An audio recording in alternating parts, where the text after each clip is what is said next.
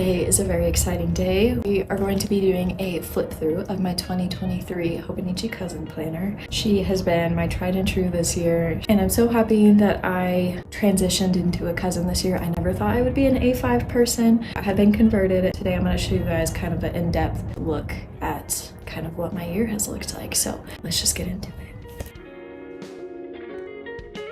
All right, here she is. She is a little dusty, a little crusty. I'm not someone who really cares if my planner gets really dirty. Sometimes I'll wipe her down, but usually I just have this plastic cover on the front. I have this in the spring edition, and I also have it in the Japanese edition. I think the Japanese one is just a lot less distracting than the English edition.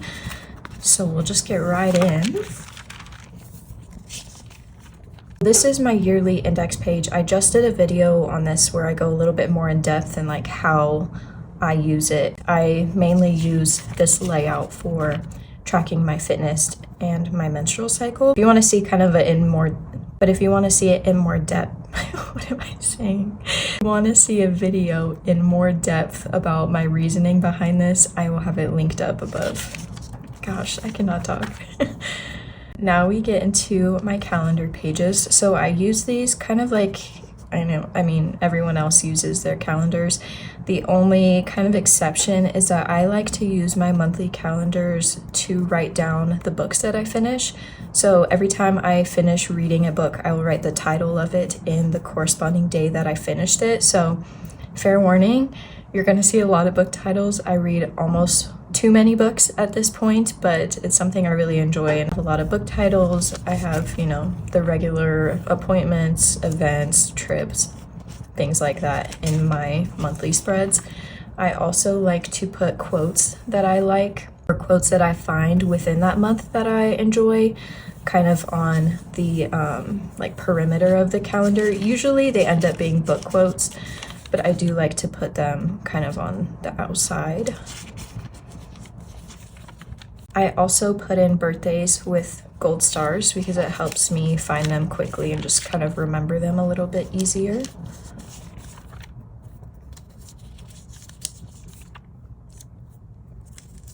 And then that takes us to our current month. Those are all of my monthlies. And then we move in to my weekly spreads. I mentioned it in some previous videos, but if you are a viewer of Megan Rhiannon, in the beginning of my planner, my style is heavily influenced by her and inspired by her, so I will have her channel linked below if you haven't ever watched her. I have a lot of stickers in here. I have stickers from her shop as well, and this layout really worked well for me in the beginning. I keep my work to-dos on the right and my home and personal on the left. I work kind of like a typical 9 to 5. So my weekly spread is the one that I most often will have open, kind of laying on my desk. And as I work through the week, I will just put all the things that I need to get done work-wise over here. And then my habit trackers and kind of my personal home chores are over on the left. I like to separate them that way, just, for organization purposes. And then in the daily sections of each week, I will just kind of do a journal entry. So I'll write about my day, how I'm feeling, what's going well, what's not, things like that. It's kind of just a way for me to word vomit.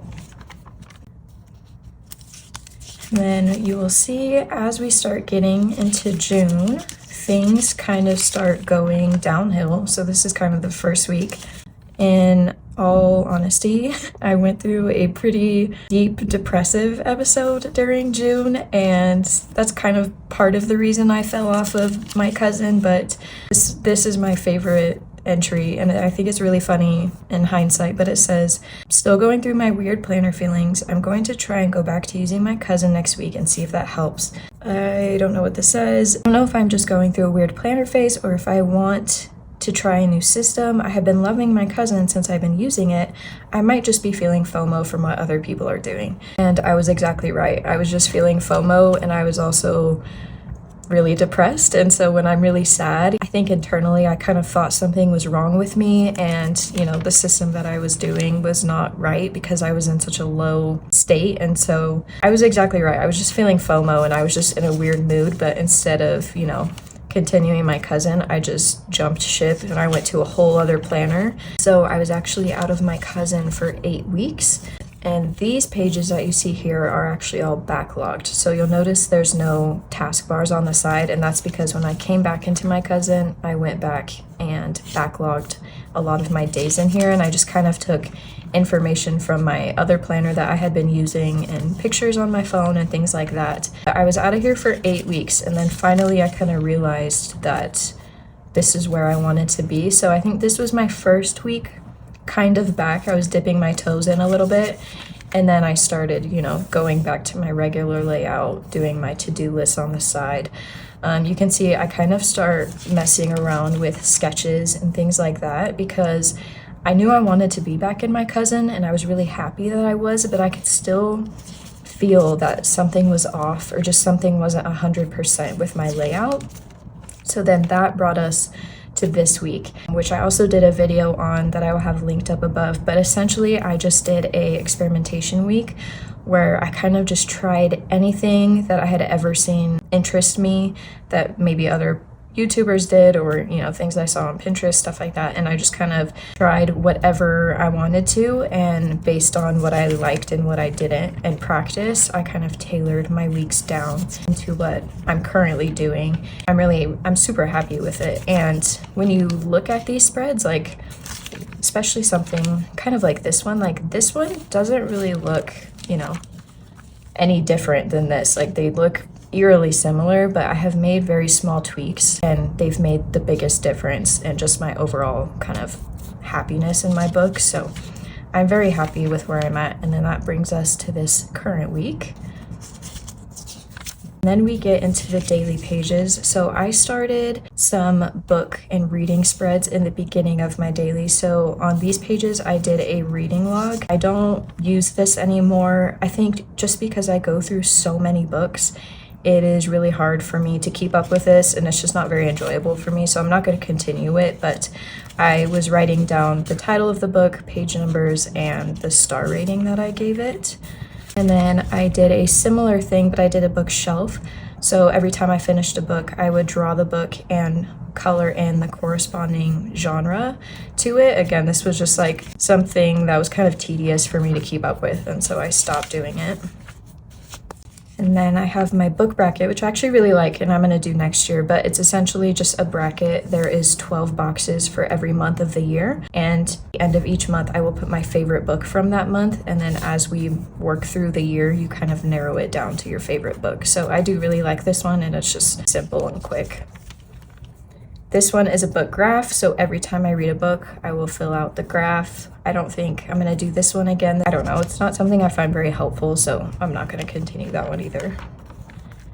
This one is kind of like the bracket where I just print out mini covers of my favorite books of the month. So these are all the books that I mentioned in my bracket, and so at the end of the year, I'll have my 12 favorite book covers pasted in here. And so I do really like this one, and I like looking at all the different covers. This is the last reading spread, and this one was just a physical TBR, so all the books on my shelf that I hadn't read yet, I wrote down here, and as I read them, I would cross them off the list.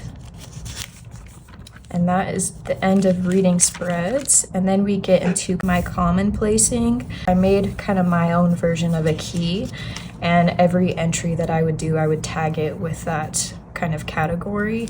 And this worked really well for me in the beginning, and I don't really think the tagging and, you know, categorizing my entries is very helpful. So it's not something that I do today, but aesthetically I do think it's very pleasing and it's very nice to look at, and a lot of my pages have a very scrapbooky feel to them, and so I do really like looking back on a lot of these pages.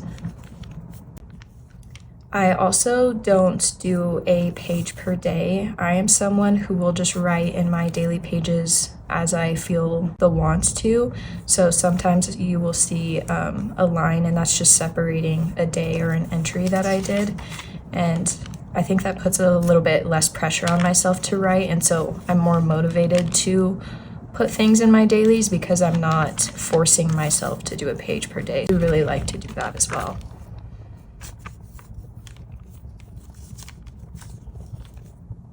And then this was the last daily entry that I did in June when I fell off. And then this is kind of when I came back in August. So you'll see similar with the weeklies. I was kind of dipping my toes in. I was doing some sketches.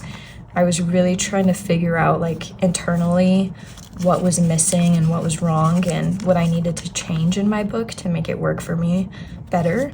And so that takes us again during my experimentation week. This is the daily. So I did a little bit of everything. I did a gratitude list, to-do list. I tried doing a page per day on here, but you'll see like I quickly fell off of that. And so this was me just trying a bunch of things and kind of just throwing stuff at the wall and see what was sticking for me. As we move through my dailies, they start tailoring down, and you'll notice that I really just wanted a artistic escape or artistic element and then just journaling. I also think it's important to mention that looking at this from the outside, it's not pretty, right? It's not really like nice to look at, but because this is my planner and like, I don't know the best way to explain this, and I hope it makes sense, but my planner is a safe space for me, and I never want to put the pressure on myself to make everything look pretty or aesthetic or perfect or anything like that. And a lot of the times when I am expressing myself on paper, I notice kind of like my inner child coming out, like things that I need or want to get out of my system and just throw on paper will come out. And so really I have kind of turned my cousin into a safe space to just kind of, planner vomit. So I really encourage you to, just try and experiment with new things. And even if something doesn't look nice or aesthetic, in reality, your planner should just be for you, and you're probably the only one looking at it. And so you're probably the only one that really cares. Give yourself the freedom to just try anything, even if it looks good, even if it looks bad, whatever. That's something that's very freeing, and I think it's really contributed a lot to my overall planner piece. And the reason why I can kind of be so chaotic in my planner is because I've given myself the freedom to just do whatever I feel like doing that day and like whatever I need to get out of my system. So it was a drawing exercise. I had to draw pairs of eyes, and I hate looking at this, but it is very comforting to know that I feel safe doing it in my dailies. And like I don't judge myself for this. It's not good, it's not bad. It's just, me expressing myself, and that's okay. So protect your inner child and look out for them for sure. And your dailies are a great way to do that. So again, it's just like art and journal entries, just a lot of writing, and it looks a little bit intimidating. But a page like this, I probably have like 3 to 5 days, packed in here. And so it looks like a lot, but I only write when I feel like writing or I feel like I have something to say. So it's not that hard to keep up with. Not as hard as I thought it would be.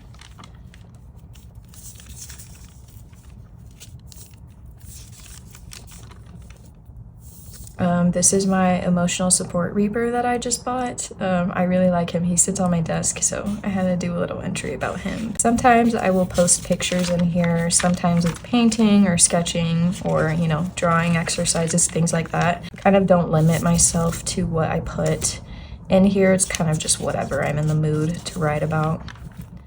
And then that brings us to our current daily page. And then in the back, I just mainly use these kind of back pages as scratch paper. So there's a lot of sketches in here. There's a lot of like YouTube notes and, video planning stuff, things like that. So those are kind of all my pages. I won't go through them all because it's just a lot of me rambling. You see how many times I planned out my video. There's probably like 10 of these written back here. But those are the back pages, and then there's just the supplement pages in the back, which I don't use. Well, that's a lie. I do use them for passwords, but we're not going to look at those. That is a flip through of my cousin. I will be in this specific book for the rest of this year, and then I will move into my Han, which is essentially a cousin again for next year. But I have been in this one for about 6 months now. She has served me very well. I hope you enjoyed it. I'll see you next time. Bye.